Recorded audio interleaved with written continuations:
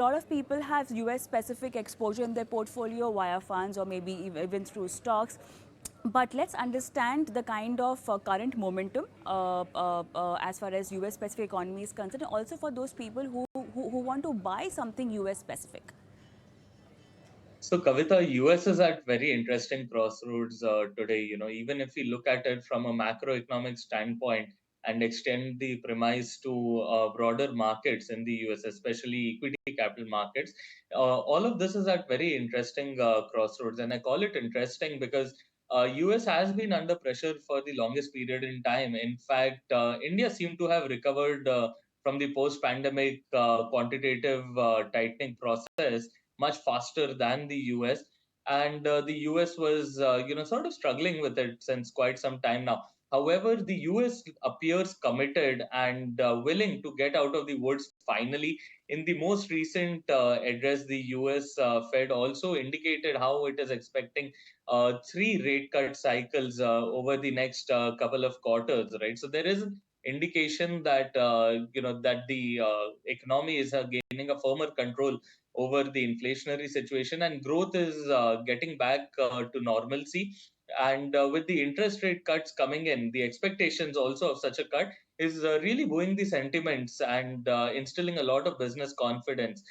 So the outlook for the broader equity capital markets has been really upbeat, and it is also reflected in the way US equities have performed in the past. Right at the top of the funnel, you have the broadest basket of S&P 500, which performed on an average delivered 25, 27 odd percent.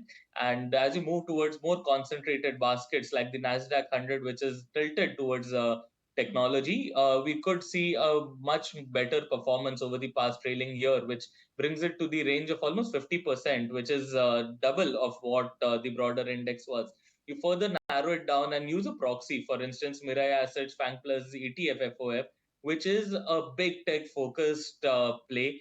The returns there were almost 90% for the trailing 1 year period. So, this clearly indicates how big tech is leading the growth in equity capital markets in the US. And this is a very good indicator of the growth prospects because tech, especially big tech, has been highly sensitive to growth prospects and interest rates. If you recollect, post pandemic, at the very first hit, these were the ones who were the worst impacted also. So going forward, we expect the outlook for US to be positive. We view it positively, and we expect that the growth seen in tech starts percolating towards the broader segments of the market as well. Nirav, let's also quickly focus on the various Asian markets or, the bouquet of emerging markets also. Talking about Asia-specific markets, so we have Nippon, India, Taiwan equity, where if we look at the return, 1 year's return is almost 36.7%. Nippon, India, Japan equity is almost 16.5%. This is the 1 year's return mark that I'm talking about.